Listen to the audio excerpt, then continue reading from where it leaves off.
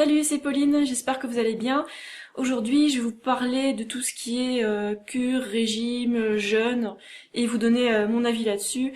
Je vais pas parler de personnes en particulier, mais plutôt de la mode actuelle avec toutes ces cures détox, ces régimes, ces jeûnes. La seule cure que je recommande, c'est la monodiète de banane. C'est pas vraiment une cure, c'est juste une manière de s'alimenter qui est vraiment optimale en fait. Et ça consiste à faire comme si on était sur une île où il y a des bananiers. Donc en gros, on mange des bananes mûres et des feuilles vertes. Voilà. C'est très simple, c'est très sain et on peut vivre assez longtemps comme ça, je sais pas.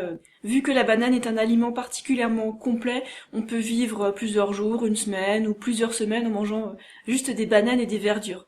C'est assez fantastique, hein. Et en plus, ça nous nourrit et ça nous met pas en carence. Bon, il y a aussi d'autres monodiètes qui sont possibles, par exemple la monodiète de mangue, mais ça coûterait vraiment trop cher là en France. C'est le genre de monodiète de fruits exotiques qu'on peut que pratiquer sous les tropiques, voilà. Donc j'ai pas en parler plus que ça. Bon, maintenant je vais vous parler du jeûne à l'eau. Alors le jeûne à l'eau, c'est ne rien manger et boire juste de l'eau. Alors le souci que je vois dans le jeûne à l'eau, c'est la raison pour laquelle je ne fais pas de jeûne, c'est que on n'a pas d'apport de vitamine C. Et la vitamine C, c'est une vitamine qu'on ne peut pas synthétiser et qu'on a besoin de manger tous les jours. On ne sait pas la stocker, on ne sait pas la synthétiser, donc pour ceux qui jeûnent, c'est quoi votre source de vitamine C? Ça m'interroge, quoi. Il y a encore un deuxième aspect du jeûne qui fait que je trouve ça pas intéressant du tout, c'est que vu qu'on mange pas, on n'a pas d'apport de fibres, donc le transit intestinal s'arrête, et donc on ne va plus à la selle pendant la durée du jeûne. Moi je déconseille de jeûner à moins d'être suivi médicalement, parce que pour certaines personnes il y a vraiment un risque de mort, donc c'est pas un truc à faire chez soi, surtout pour les jeûnes longs. Et le jeûne, c'est pas un truc à faire quand on travaille, on doit se reposer complètement, être sûr d'être pas dérangé. Donc même chez soi, on n'est pas sûr de ne pas être dérangé. Je sais pas, il peut y avoir un voisin qui vient sonner, peut y avoir plein d'imprévus comme ça. Donc chez soi, c'est pas top non plus, quoi. Le mieux, c'est d'être suivi médicalement. Alors depuis que je suis végane, j'ai pas ressenti du tout le besoin de jeûner. Je me laisse cette option au cas où, si jamais j'ai, je sais pas, un empoisonnement qui fait que qu'il y a plus rien qui passe, que quand j'essaie de manger, ça me dégoûte. Enfin, vous voyez vraiment.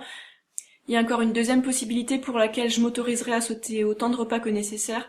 C'est si jamais je m'étais surentraînée, que j'avais fait tellement de sport que le seul truc que j'aurais envie après, c'est de boire de l'eau, de me reposer direct.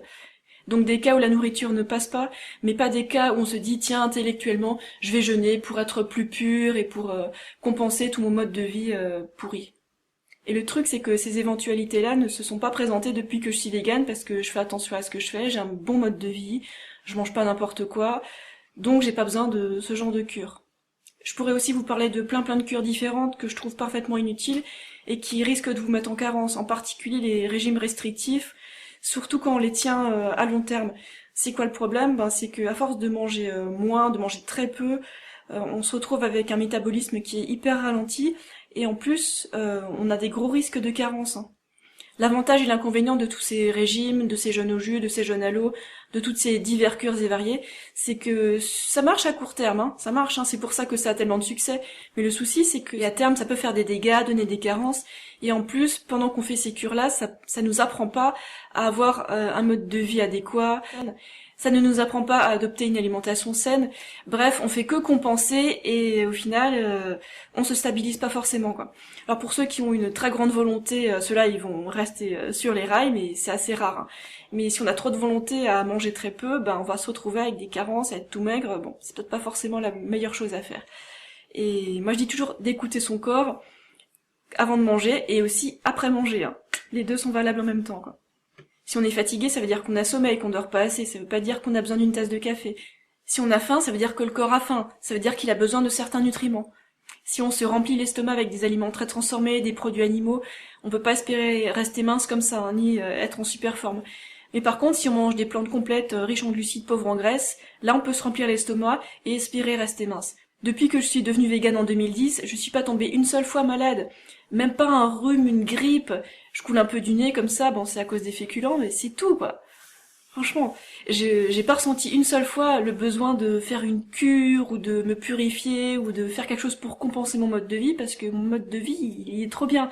Je me sens super bien tout le temps et je peux que le conseiller. C'est pour ça que je fais des vidéos, des articles. Non, en fait, j'ai vérifié et la dernière fois que je suis tombée malade, c'était en 2004. C'était une infection du rein. Mais depuis, rien. Si je fais cette vidéo, c'est pour vous dire que vous n'avez pas besoin de vous priver, de faire pénitence, de compenser des trucs à droite, à gauche pour être en bonne santé. Le plus important, c'est d'avoir un bon mode de vie, une bonne alimentation, sommeil, hydratation, sport, peu de stress, etc. Vous pouvez manger à satiété et prospérer. Vous n'avez pas besoin de passer par ces horribles régimes qui vont que vous faire faire du yo-yo. Alors sur le coup ça marche, vous perdez du poids, et puis après vous en prenez autant, voire plus. Alors pour finir, je vous conseille le documentaire qui s'appelle La santé dans l'assiette. Et pour ceux qui comprennent l'anglais, vous pouvez aller voir sur le site nutritionfacts.org du Dr Greger, c'est très très intéressant. Vous pouvez aussi regarder les autres vidéos sur ma chaîne. Vous pouvez saisir par exemple le mot repas ou alors le sujet qui vous intéresse dans le champ de recherche sur la page d'accueil de ma chaîne.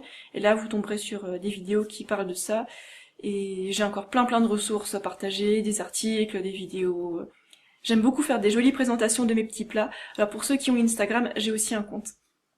Voilà, c'est la fin de cette vidéo. Je vous dis à bientôt et portez-vous bien.